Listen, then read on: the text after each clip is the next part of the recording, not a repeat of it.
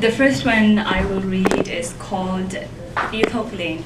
So Yuthok Lane just means blue-roofed road or lane, and it's a small street in Lhasa that's basically sandwiched between the Podala and the Chokam, and it's a street that I think about often.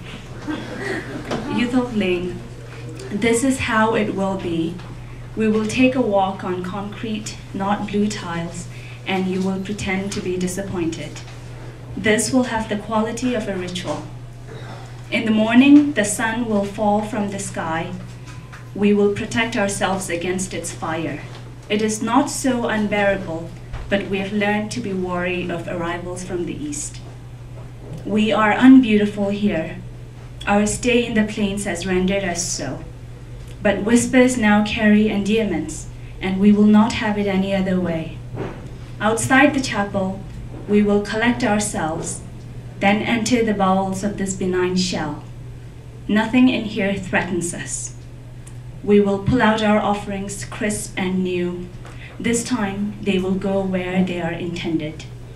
The pilgrims are less urgent now, and slowly, the shadow of the deity gains its substance.